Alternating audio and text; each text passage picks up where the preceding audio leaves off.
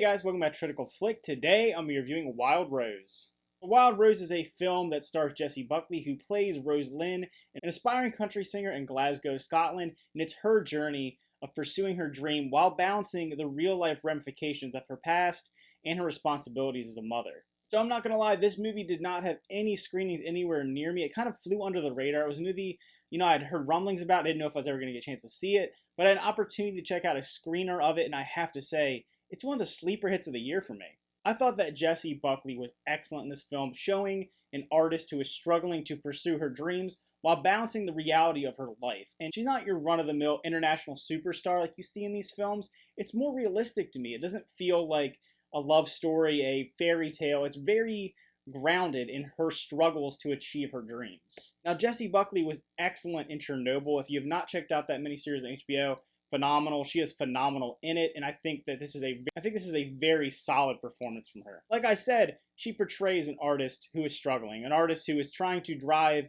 to achieve her dreams, and she's just a huge range of emotions in portraying this character. You see her at her lowest of lows when she is just realizing that she's not fulfilling her obligations of a mother, as a daughter, and her just being broken down, trying to wade through the minutia of what, a normal person deals with, someone who's not a superstar, someone who's not a mega successful artist, someone who has to deal with the real life issues. And then you see her up on stage when she's in her element, she's achieving her dreams, in that euphoric state against the dismal and depressed mode that she's in when she has to deal with her normal life situations. I liked that balance. You're seeing someone who's obviously struggling with some issues internally, and the way that they're able to, express themselves and go out there and be an artist, and then while they struggle dealing with just the normal things in life. And I think this movie has a lot to say about people that chase their dreams, or someone who tries to maybe take a more selfish route of going out there and doing what they want to do, even if it hurts the people around them. And that's an interesting concept to me. I feel like in a lot of movies that deal with, someone who's trying to be an actor, or trying to be a singer, any kind of artist that's very, very self-driven, you don't really see that side all the time. You don't see the selfish acts that they may perform, and you kind of just focus on their talent and wanting to push them to succeed. And this one, you're seeing the people behind the scenes that are maybe being hurt by her drive to try and achieve what is best for her, maybe not best for her family. And those scenes in particular were some of the most intense and well done scenes in the film, where she's having to have conversations with her mother about her children being there, and her just having this issue, this disconnect with being a mother and struggling and wanting to do what's best, but then falling back into these selfish routines and chasing her dream, and then having that all come to a head about 3/4 of the way through the film. Just all those scenes where she is struggling and pushing back against what, maybe she wants or wants to believe.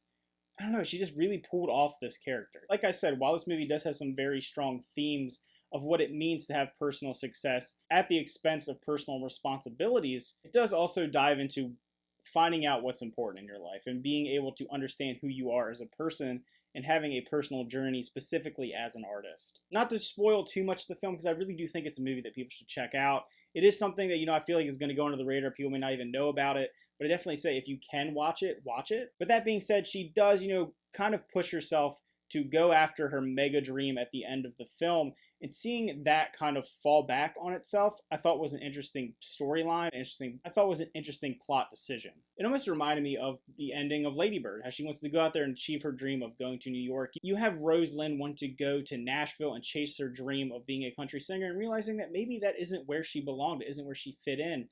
Her whole life, she's striving for this idea, striving for just the pinnacle on the mountain of being a country singer in Nashville, Tennessee, and then coming to the realization that she has been where she's belonged to be this whole time. And that last scene where she is singing in Glasgow in front of her hometown crowd and just loving it and embracing it, and this really, really great song that she has, and then having her perform the song Glasgow, I thought was a very fitting end to the movie. It really wraps everything together. You see her story arc from someone who's very selfish, who then becomes very selfless, and is helped out to kind of become a whole, full-rounded character, fixing all the problems in her life, and maybe not doing it in the conventional way. And speaking of the musical performances, I thought they were phenomenal. I actually had to look up to see if Jessie Buckley actually sang the music in this film, and she did a fantastic job, I have to say.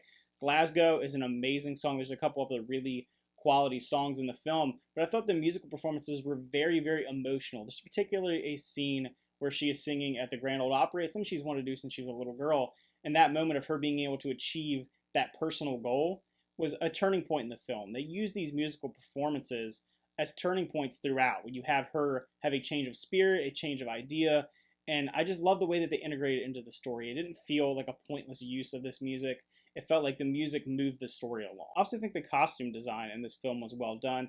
Rose Lynn's kind of urban cowboy look that she has, the country singer look, standing out in this kind of drab looking Glasgow community, really added a pop to her character. She's a very fiery and eccentric character when she wants to be, and I thought they captured that in her dress. So those are my quick thoughts on Wild Rose. I think, like I said, it's a real sleeper hit for me. I think people should check it out. It has some really quality music and a really, really great performance by Jessie Buckley. So if I were to rate this movie, I would actually give it an 8.5 out of 10. I was very pleasantly surprised by it. I didn't expect a lot going into it. I knew very little about it.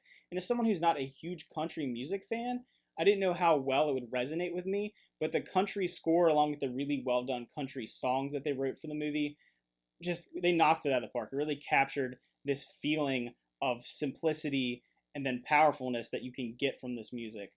Just a really good job overall. Alright guys, thanks for watching. Remember to like and subscribe, and if you checked out Wild Rose, let me know what you thought about it. Did it resonate with you like it did for me? Did you think the music was really good? How does it compare for other musicals that have come out recently? I like the idea that it feels like a very personal story. It's not a big mega superstar like we know, like Rocket Man or Bohemian Rhapsody. It isn't a love story that we've heard many times before, like A Star is Born. It felt very unique and refreshing. I just really enjoyed it. Alright guys, thanks for watching, and see you next time.